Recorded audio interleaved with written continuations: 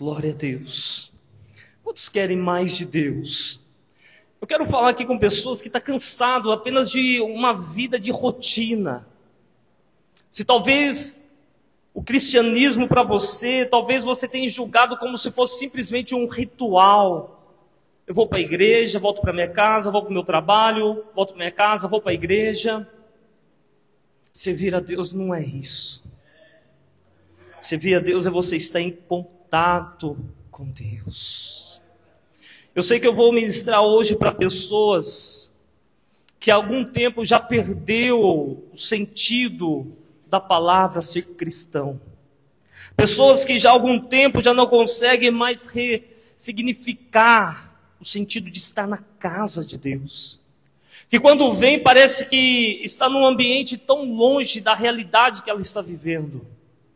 Mas eu tenho uma palavra de Deus para você aqui nessa noite. Eu quero que você preste muita atenção no que o Senhor vai falar. Porque o que Deus já está fazendo desde o início desse culto vai mudar a história da sua vida. Livro de Salmos, Salmos de número 25. A palavra do Senhor nos diz assim: o Senhor confia os seus segredos aos que o temem e os leva a conhecer a sua aliança. Eu quero ler esse mesmo versículo, porém eu quero ler na Revista Atualizada, que diz assim: a intimidade do Senhor é para os que o temem, aos quais Ele dará a conhecer a sua aliança. A intimidade do Senhor é para os que o temem. Quantos aqui têm desejo de ter mais de Deus? De poder ouvir mais Deus? De poder andar e sentir mais da presença de Deus? O Espírito Santo, quando eu estava meditando nessa palavra, Deus tocou muito forte no meu coração. Eu comecei aqui a refletir, falei: Senhor, Tu és um Deus tão poderoso, tão grandioso, um Deus majestoso e soberano, e mesmo assim, o Senhor deseja compartilhar a sua intimidade com aqueles que o temem. Irmãos, quando nós falamos de intimidade, intimidade você não fala para qualquer pessoa, intimidade você não abre o teu coração para uma pessoa que você não conhece. Deus está falando conosco nessa noite. Eu tenho uma igreja e eu desejo compartilhar os meus segredos, as minhas intimidades com a minha igreja. O tema da ministração de hoje é intimidade. É impossível ter intimidade, é impossível haver intimidade sem relacionamento. É por isso que quando o homem casa-se com sua esposa, eles se tornam um, porque a relação sexual é o ápice, é a expressão maior de uma intimidade entre um homem e uma mulher. E essa intimidade só pode ser adquirida através de um relacionamento. E o que Deus quer falar conosco nessa noite? Eu desejo compartilhar a minha intimidade com a minha igreja. Mas não tem como haver intimidade sem relacionamento. Nós estamos hoje no culto de Santa Ceia, um culto onde nós aqui lembramos aquilo que Jesus Cristo fez por nós. Mas eu faço uma pergunta para você aqui nessa noite: o que a Santa Ceia significa para você? Simplesmente pegar um pedaço de pão? Simplesmente pegar um pouco de suco de uva? O que a Santa Ceia significa para você?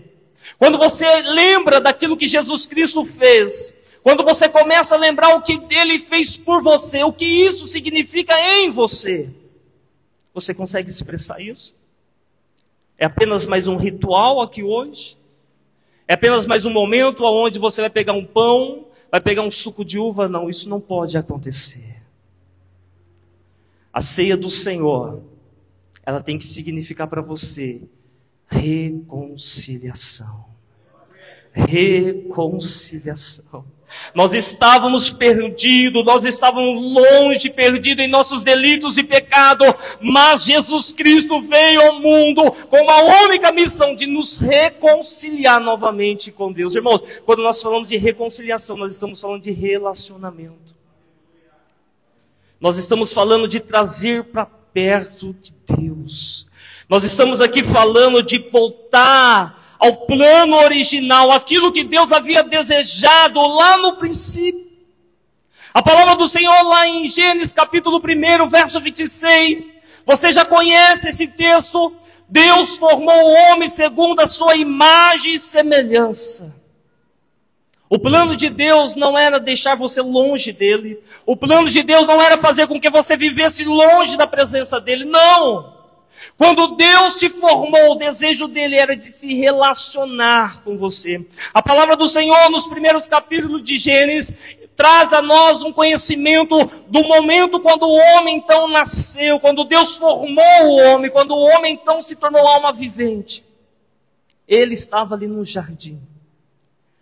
E todos os dias, na viração do dia, Deus vinha conversar com Adão. Irmãos, eu não sei o que isso significa para você, mas isso é o que Deus deseja fazer em você. Deus deseja conversar com você, Deus deseja comunicar com você, Deus deseja se relacionar com você. A palavra do Senhor nos fala que todos os dias Deus visitava o jardim. Não era pela beleza do jardim, não era por aquele lugar maravilhoso que era o jardim, mas era por causa de Adão e Eva. Por quê? Deus desejava estar perto daquele que Ele criou. Quando Deus te formou, Ele não te fez segundo uma imagem de um querubim, Ele não te fez segundo a imagem de um arcanjo, Ele não te fez segundo a imagem de qualquer outro ser celestial, não! Ele te formou segundo a sua imagem e semelhança. O que isso significa? Você é Deus? Não, você não é Deus. Eu começo a olhar as mães, quando nascem os seus filhos. Antigamente era 38, 39 semanas. Hoje as crianças, não sei o que está acontecendo, não querem sair mais da barriga. Ficam lá, e eles estão deixando agora até 41 semanas, né? Mas a mãe carrega, tem aquela dor do parto. E quando nasce a criança, as pessoas olham para a criança e dizem, é a cara do pai. Isso traz frustração para a mãe, porque eu carreguei, eu durante 39 semanas, 40 semanas carreguei, e parece com o pai. Mas o que é ter essa semelhança? É você ter os traços. Quantos aqui quer ver Deus? Olha para o teu irmão. É difícil enxergar Deus no seu irmão, não é? Mas ele se parece com Deus. Sabe a tua esposa que o inimigo coloca disputa, coloca aquela raiva, coloca aquela intriga, aquela contenda, para que você ache que ela é tua inimiga, para que a esposa ache que o marido é inimigo. Na verdade, não é teu inimigo. Ele se parece com Deus. Quando Satanás olha para você, ele fica furioso.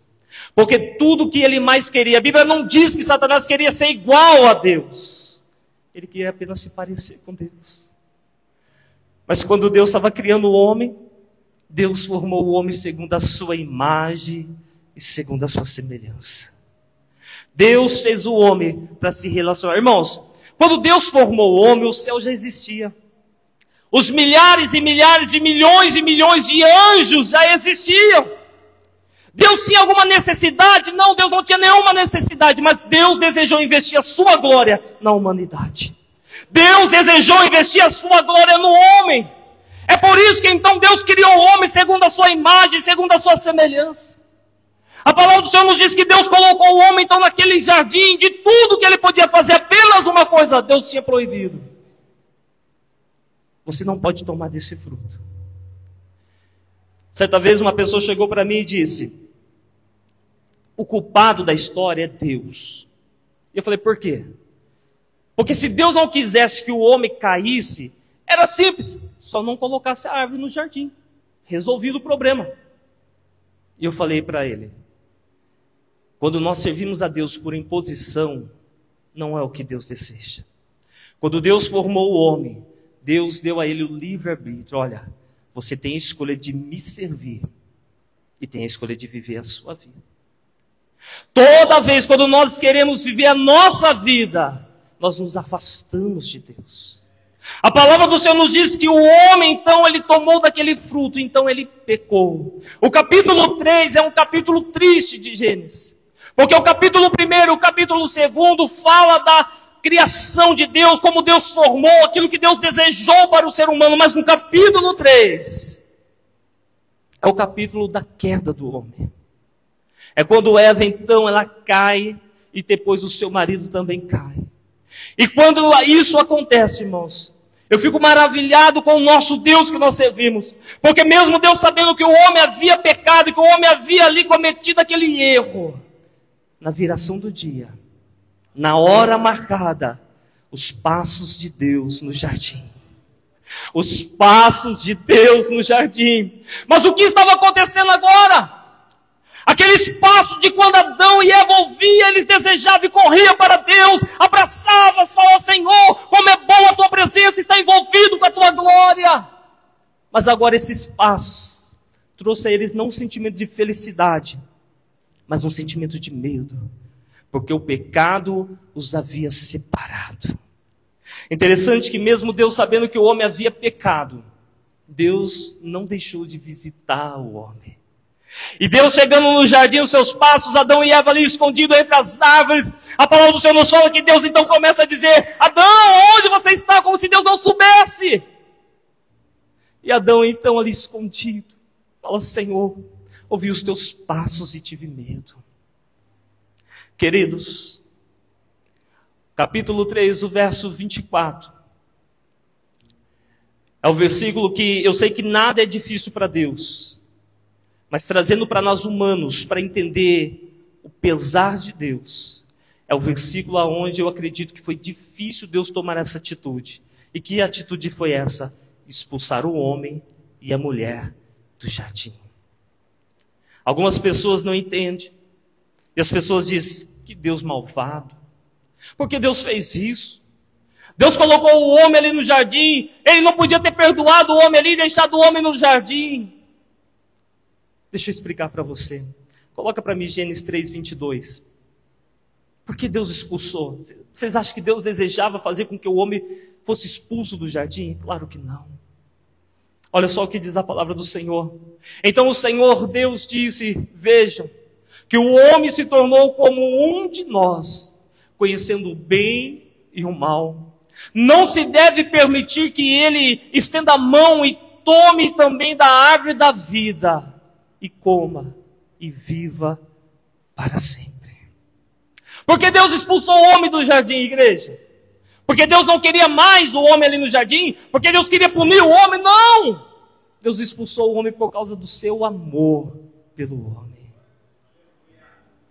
Se o homem na condição caído que estava, se o homem naquela situação de pecado que estava, se ele estendesse a mão e tomasse da árvore da vida, aquele pecado que através de Jesus Cristo foi perdoado na cruz, aquela sentença que seria condenação eterna, que Jesus Cristo pagou o nosso preço ali naquela cruz, se o homem tomasse do fruto da árvore da vida, ele se tornaria eterno.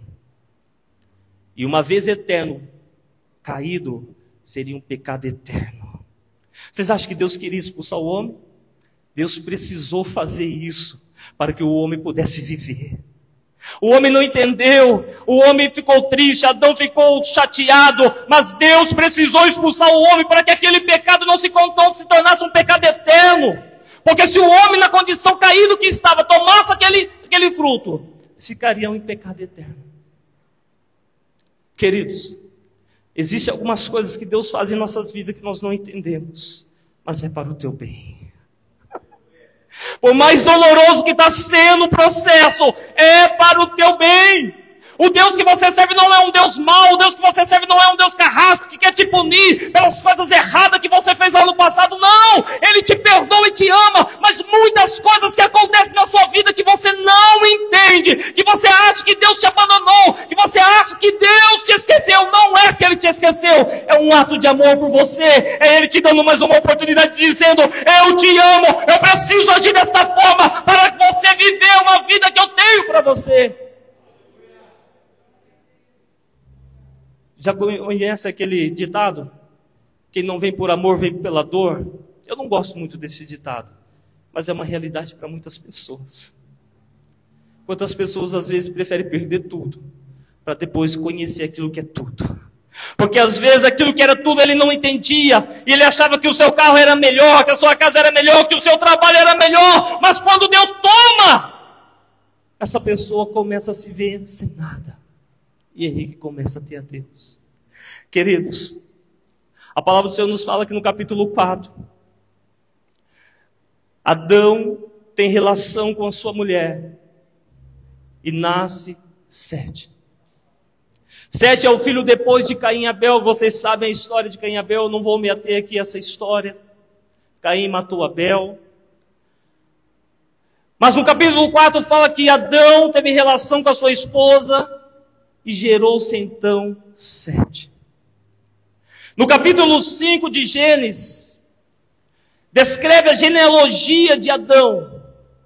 E a palavra do Senhor nos fala que então Adão teve Sete, e Sete gerou a Enos, e no tempo de Enos, então começaram-se a buscar, a invocar o nome de Deus. Depois que eles foram expulsos, passaram-se anos, para que então alguém pudesse buscar a presença de Deus. Alguém aqui conhece Enoque? Quem era Enoque, igreja? Quem era Enoque? A gente conhece Enoque como aquele que andou com Deus.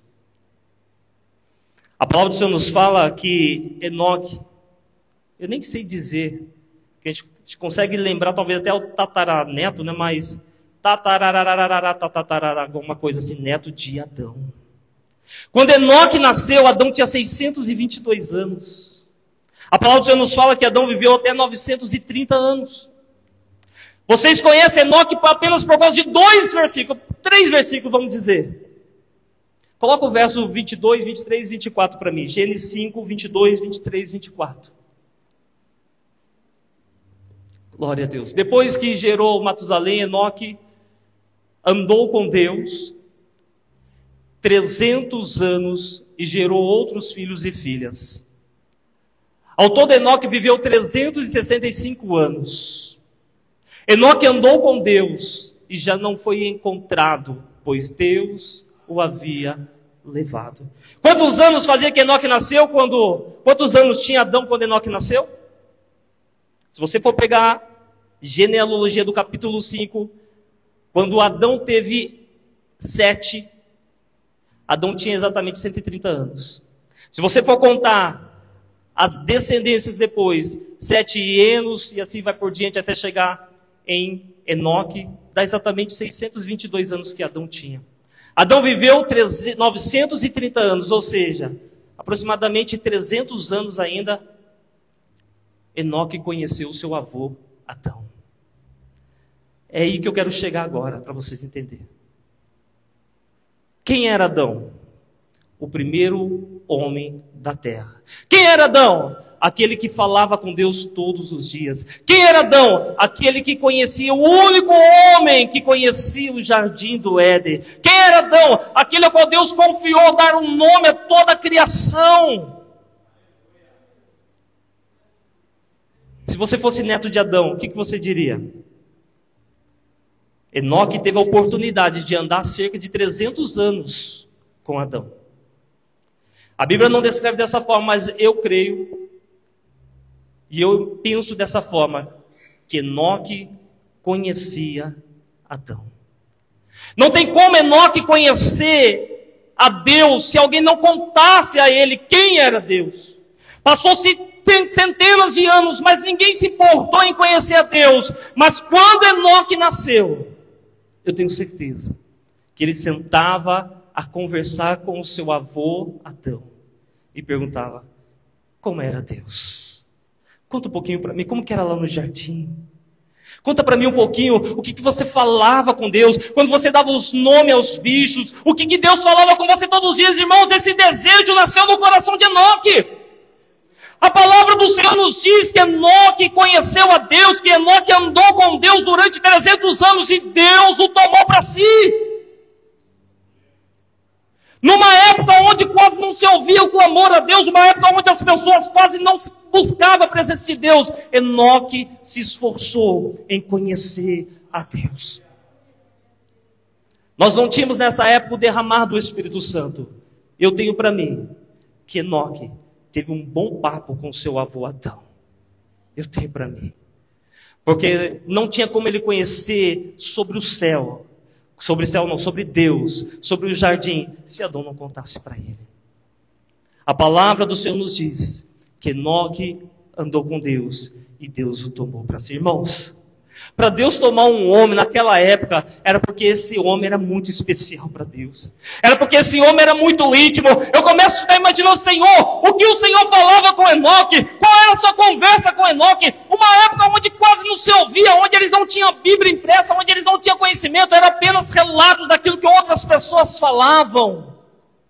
Qual era a conversa? O que Enoque perguntava para você, irmãos? Eu quero criar dentro de vocês esse desejo de vocês entender que Deus quer revelar coisas grandes para você, que Deus quer revelar as suas intimidades para você. Passa-se o tempo. A palavra do Senhor nos fala que então nasce Moisés. Eu nem vou perguntar se vocês já ouviram falar de Moisés. Teve um momento, irmãos, que a irmã de Moisés, junto com o seu irmão, fizeram um montinho e disseram: que negócio é esse? Só Deus fala com Moisés agora?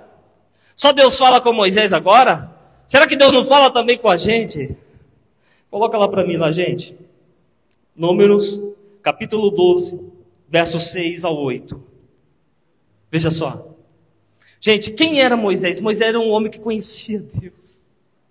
Moisés era um homem que quando Deus falou: olha, eu vou acabar com tudo e através de você eu vou fazer uma nova geração. Moisés falou: risca meu nome então do teu livro. Moisés conhecia Deus, irmãos. Números capítulo 12, versos 6 ao 8, olha o que diz a palavra do Senhor. Coloca para mim bem rapidinho.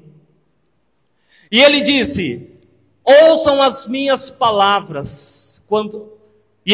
Ouçam as minhas palavras quando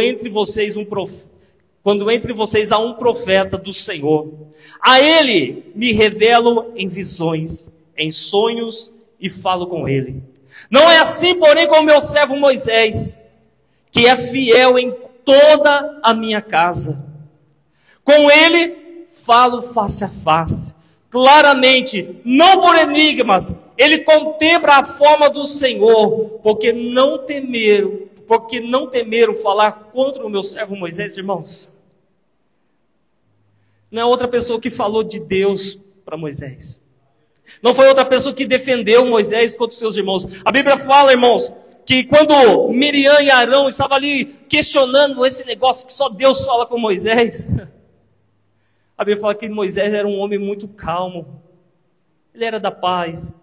Deus vai julgar essa situação. Deus vai lutar por... Irmãos, não se preocupa não. O importante não é o que as pessoas sabem de você, o importante é o que Deus sabe quem é você. Se as pessoas estão falando mal de você, não fica perdendo tempo com as pessoas, desde que Deus seja a tua justiça. Moisés entendia e sabia quem era Deus. A palavra do Senhor nos fala que quando Miriam e Arão estavam falando mal de Moisés, criticando aquela crítica construtiva, claro, Deus ouviu. E aí Deus foi bater um papo com eles. Olha, com qualquer outro profeta, eu falo por enigmas, por visões, mas não é assim com o meu servo Moisés. Com ele eu falo face a face. Com ele eu falo face a face. Irmãos, mas para Moisés alcançar esse nível de intimidade com Deus, o que Moisés fazia? O que Moisés fazia, igreja? A palavra do Senhor nos fala que ele rejeitou viver como filho da filha de Faraó. A palavra do Senhor nos diz que ele deixou o palácio de Faraó. Aleluia! Porque a presença de Deus era maior. Quando ele entendeu quem ele era e quem era Deus, nada do que estava na terra disponível para ele era melhor do que Deus. Nada, nada, nada. A palavra do Senhor nos fala, igreja, que Moisés, ele subiu no Monte Sinai. E no Monte Sinai ele ficou ali 40 dias e 40 noites sem comer e sem beber. Quando você lê esse texto, o que você imagina? Que Moisés subindo ao monte, vai ficar ali um período, e quando ele chega no monte, Deus começa a falar com ele, a glória de Deus se manifesta ali naquele lugar, o céu se abre, a terra treme. É isso que você pensa? 40 dias. O que você pensa? Não foi assim. Moisés buscava a presença de Deus. Moisés buscava a presença de Deus. Irmãos, eu tenho para mim que Moisés, quando subiu no monte, ele disse: Senhor, eu estou aqui. Eu sei que o Senhor está aqui. Eu quero te sentir. Eu quero te ouvir. Passou-se o primeiro dia, talvez nada aconteceu. Passou-se o segundo dia, talvez nada se aconteceu. Eu não sei quantos dias Deus manifestou a glória dele, mas eu sei que durante 40 dias Moisés ficou naquele monte e disse: eu não vou descer sem antes ouvir a tua voz. Eu não vou descer sem antes sentir a tua presença. Ele ficou ali até Deus falar com ele. Ele ficou ali 40 dias, igreja. E nós hoje queremos ser usados por Deus. Queremos que Deus manifeste a presença dele na nossa vida, mas dentro do nosso tempo. Se Deus não falar, não tenho tempo, eu estou com pressa. Não.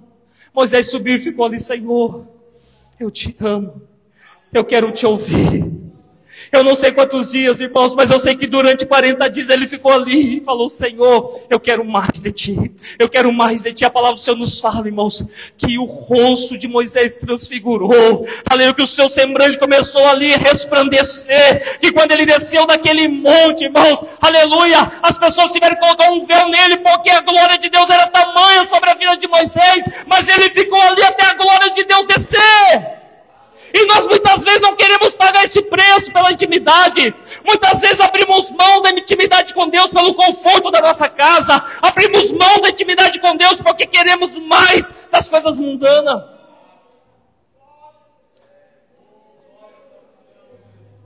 Qual foi o último dia que você jejuou? Qual foi o último dia que você passou pelo menos 1 hora em oração? Qual foi o último dia que você renunciou às vontades da tua carne? Qual foi o último dia? E nós falamos: Deus não fala comigo, Deus não quer me ouvir. Não é que Deus não quer te ouvir, Ele só conta os segredos dEle, a intimidade dEle para aqueles que estão íntimos dEle. Não é que Ele tem os seus queridinhos, mas Ele tem aqueles que se aproximam mais dEle. Ele tem aqueles que se aproximam mais dEle. Não adianta você ter pressa. A palavra do Senhor nos fala que Davi era um homem segundo o coração de Deus. Alguma outra pessoa você conhece na Bíblia que Deus falou: Davi, meu servo, é segundo o meu coração? Deus falou através do profeta Samuel, quando o profeta Samuel foi repreender Saul. E então o profeta Samuel falou assim: olha, Deus já tem para si o seu escolhido segundo o seu coração. E lá em Atos capítulo 13, verso 22... olha a declaração da palavra do Senhor. Depois de rejeitar Saul, levantou-lhe Davi como rei, sobre quem testemunhou: encontrei Davi, filho de Jessé, homem segundo o meu coração, ele fará tudo que for da minha vontade. Porque Davi era segundo o coração de Deus, igreja? Porque ele era perfeito? Sem pecado? Talvez Davi tinha mais pecado do que muita gente aqui. Mas Davi era um homem que estava disposto a fazer a vontade de Deus. Tem muitas pessoas que se julgam tão santo, mas não faz a vontade de Deus. A palavra do Senhor nos fala que Davi era segundo o coração de Deus, porque ele estava disposto a fazer a vontade de Deus. Irmãos, salmos, nós temos 150 composição de salmos, não é? 150 composição. A maioria dos salmos foi escrito por Davi. Os maiores cânticos de Davi foi em momentos de aflição, mas foi em momento que brotou ali aquele desejo de adorar a Deus e falar: Senhor, Tu és o meu pastor e nada me faltará. Ainda que eu ande pelo vale da sombra da morte, não temerei mal algum, porque sei que o Senhor está comigo. Só pode declarar dessa forma alguém que está passando pela privação, pela provação, pela dificuldade, quem tem intimidade com Deus. Porque quando você tem intimidade com Deus, não vem no teu coração aquele sentimento de rejeição.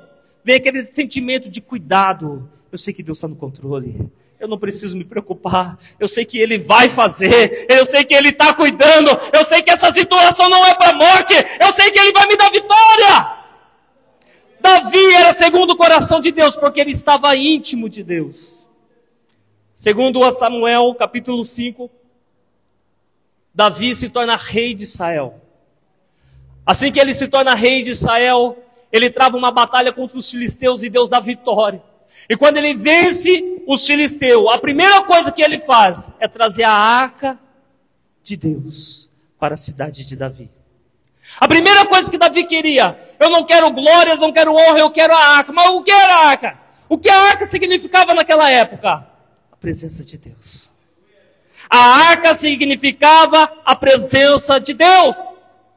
E Davi, depois daquela batalha vencida, ele vai então à casa de Abinadab e ele pega aquela arca. E de que maneira que Davi vai? Capítulo 6 de 2 Samuel. Ele pega ali o seu exército, homens fortes. Pega um carro novo, com os bois ali fortes. Coloca a arca. Tira a arca da casa de Abinadab. E fala, estou dando o melhor para Deus. Comprei um carro novo, homens fortes. Vai ser carregado aqui. Ninguém sentou nessa carruagem, apenas a arca do Senhor vou colocar. E eles foram. Aqueles carros, né, com aqueles bois, para poder chegar rápido à cidade de Davi. Porque o desejo de Davi era a presença de Deus na cidade de Davi. Mas Davi esqueceu que as coisas de Deus não faz de qualquer jeito. Não basta você ter um microfone bom, você cantar bem, tocar bem. Tem que ter a unção de Deus. Capítulo 6 fala que quando eles estavam carregando a arca, os bois ali tropeçaram. E o que aconteceu? Usar, para poder segurar a arca, ele coloca a mão sobre a arca. E naquele mesmo momento, Deus matou Uzá. Veja só, coloca para mim, segundo a Samuel 6:8. Coloca para mim, por favor. Davi ficou irado, porque o Senhor havia atacado Uzá, até hoje, aquele lugar chamado Perez Uzá. Davi não entendeu. Por que Deus fez isso? Eu preparei o melhor carro. Eu preparei a melhor carruagem. Eu coloquei homens fortes para carregar a arca. A arca estava caindo. O meu servo foi apenas colocar a mão para segurar, porque Deus matou Davi, não entendeu. Até que ele foi buscar conhecimento. Quando você não entender algumas coisas na sua vida, fecha a porta do teu quarto, fica ali em secreto, não fala nada. Fala, Deus, eu só quero te ouvir. E Ele vai te mostrar algumas coisas que você não está entendendo. Foi então que Davi, ao estudar, ele viu que a arca não era transportada daquela forma. A palavra do Senhor nos fala que então, a arca, depois que Uzá foi fulminado ali, a arca ficou na casa de Obed-edom. Durante 3 meses, a casa de Obed-edom prosperou. Tudo que Obed-edom fazia dava certo. Aleluia, ele começou a ser abençoado. Então quando Davi ouviu que a casa de Obed-edom estava sendo abençoada por causa da arca de Deus, ele falou, eu preciso buscar. E aí ele viu que Deus não estava querendo carros novos. Deus não estava querendo uma carruagem nova. Deus não estava querendo homens fortes. Deus só queria que as coisas fossem feitas da forma que deveria ser feita.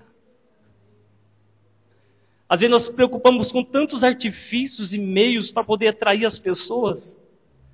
É só fazer aquilo que Deus pede. A nossa igreja está linda, irmãos. Deus abençoou, esse ano nós prosperamos, colocamos um ar-condicionado, a nossa igreja está linda. mas a nossa igreja não está crescendo da forma que está crescendo por causa do ar-condicionado, por causa da cadeira, porque as paredes foram pintadas. Foi porque há lágrimas e oração, joelhos prostrados, uma direção dada a Deus, pelo nosso, que Deus deu ao nosso pastor, para que possa conduzir essa igreja. A igreja não está crescendo por causa das coisas que nós estamos colocando, investindo nela. Claro que tudo isso é muito bom, porque reverte para nós, mas é oração e lágrimas e é a palavra que é pregada. Davi, então, depois que ele entendeu a forma como deveria ser transportada a arca, ele vai na casa de Obed-edom. Coloca o verso de número 13 para mim. Veja só, irmãos. Verso de número 13. Quando os que carregavam a arca do Senhor davam 6 passos, eles sacrificavam um boi e um novilho gordo. Quantos passos, igreja? Não é 6 metros, não? Não é 6 quilômetros, não? Quantos passos? 6 passos. Irmãos, nós estamos falando assim, ó. Os homens segurando a arca no ombro. 1, 2, 3, 4, 5, 6. Matava-se um cordeiro. Coloca lá para mim novamente. Matava-se um boi e um novilho gordo. A cada 6 passos. Agora, a casa de Obed-edom era do lado da casa da cidade de Davi? Cerca de 25 quilômetros. Só isso. Agora imagine só, irmãos. A pessoa que deseja a presença de Deus, a pessoa que quer a presença de Deus, que quer que Deus habita na sua casa, que Deus chega na sua cidade, a cada 6 passos. Parar, vamos matar um boi, vamos matar um cordeiro, um novilho e vamos adorar a Deus. A cada 6 passos, segundo os historiadores, eles demoraram cerca da casa de Obed-edom até a cidade de Davi, cerca de 6 meses. Eles não ficaram com pressa, porque eles entenderam que é melhor você adorar do que você simplesmente exigir a presença de Deus. Durante todo esse percurso, a cada 6 passos, eles sacrificavam holocausto a Deus. E nós queremos a presença de Deus, não estamos dispostos a sacrificar nada, né? Deus tem que fazer a nossa vontade. Deus tem que realizar os meus desejos. Deus tem que fazer isso. Se Ele não fizer isso, não quero. Você não sabe quem é Deus.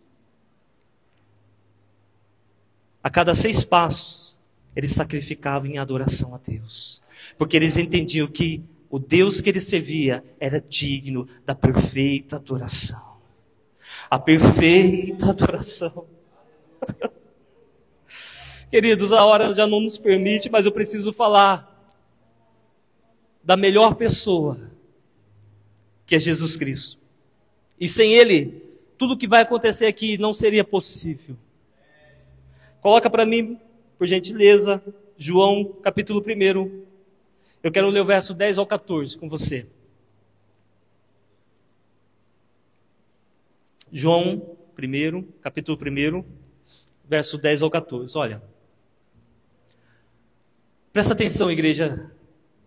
Aquele que é a palavra estava no mundo. E o mundo foi feito por ele, por intermédio dele.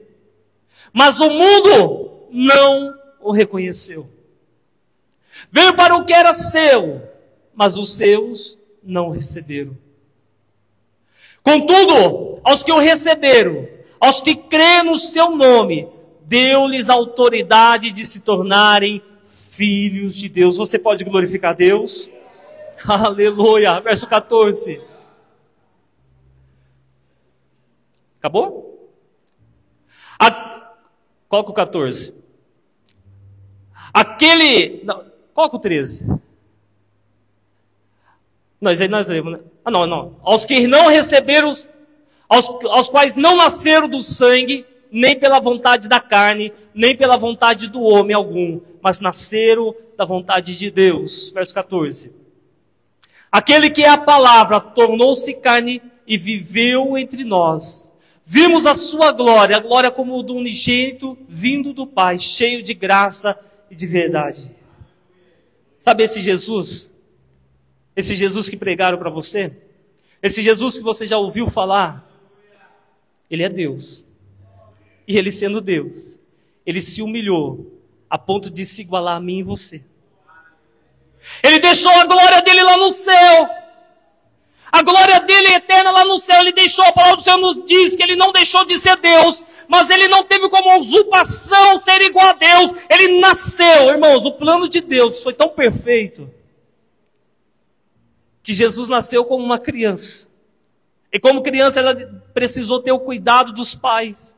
Fez xixi nas calças, fez cocô nas calças, aprendeu a andar, a falar e cresceu. Cheio de graça e de conhecimento. Mas qual foi o plano de Jesus? Qual foi o motivo de Jesus vir ao mundo, igreja? Sabe qual foi o motivo? Tornar o plano original acessível a nós. Lembra lá daquela passagem de Adão que nós começamos? Quando Adão conversava com Deus, quando Adão tinha intimidade com Deus. Jesus veio com uma única missão, de trazer-nos de volta para esse plano original. Aleluia. Coloca para mim Lucas 19:10. Lucas 19:10. Todo mundo conhece aquela passagem de Zaqueu publicano, né? Mas poucas pessoas prestam atenção na última declaração que Jesus fez. Veja só. Na última declaração que Jesus fez nesse momento, quando ele estava ali com Zaqueu. Pois o Filho do Homem veio buscar e salvar o que havia perdido. Irmãos, Jesus não disse, olha, porque o Filho do Homem veio salvar o que havia sido perdido. E claro que a salvação é o plano maior de Deus, melhor. Mas ele veio buscar e salvar o que havia se perdido. E o que havia se perdido com o pecado? O relacionamento com Deus. O que havia sido perdido por causa do pecado? A intimidade que o homem tinha com Deus. A conversa que Deus tinha com o homem. Jesus veio buscar e salvar aquilo que havia se perdido. Sabe o que ele está falando para você aqui? Você que de algum tempo não consegue mais sentir a presença de Deus. Você que mesmo sendo cristão, que não se afastou, não está vivendo o pecado, na prática do pecado, mas perdeu o prazer de estar na casa de Deus. Jesus está dizendo para você, estou eu tornando a trazer de volta o desejo. O Espírito Santo fala comigo aqui que há pessoas que diz, mas isso é normal. Passou-se aquela época. Como pode ser normal? Se ele não está com você, mas ele está em você. Como não sentir a presença dele na minha casa, no meu trabalho, na igreja? Como não sentir a presença dele, o desejo de cultuar, que é uma das expressões maiores nossas de poder adorá-lo. Mandou, fake, namar. E nós ficamos assim, não. Se não der para ir na igreja hoje, eu vou outro dia. E as pessoas que dizem isso são as pessoas que querem mais de Deus. Como? Como ter mais de Deus dessa forma? Como ter mais de Deus se você não está disposto a se sacrificar? Se você não está disposto a renunciar ao teu conforto? E Deus está dentro de você. Adão andava com Deus, você anda com Deus dentro de você.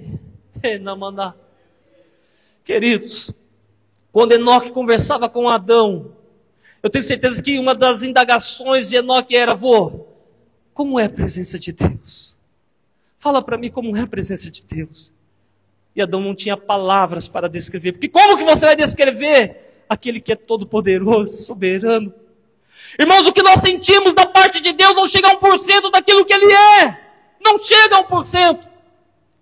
E o que eu posso dizer para você nessa noite é que por mais que você já experimentou Deus, Deus tem mais para poder se revelar para você. Deus tem mais para se revelar para você. A pergunta que eu faço para você é, você está disposto a sacrificar a sua vida, a dedicá-la a Deus? Você está disposto a buscar essa presença de Deus? Porque apenas falar eu quero mais de Deus, eu preciso de Deus, não basta. Você precisa se posicionar e renunciar a muitas coisas que tem te afastado da presença de Deus. Muitas coisas que tem te afastado da presença de Deus. Eu estou ministrando aqui, o Espírito Santo de Deus fala a pessoas que Ele tirou algo que o afastava da presença dEle. Não tenha isso como uma punição, mas tenha isso como um ato de amor. Porque Ele te ama e Ele quer se revelar para você.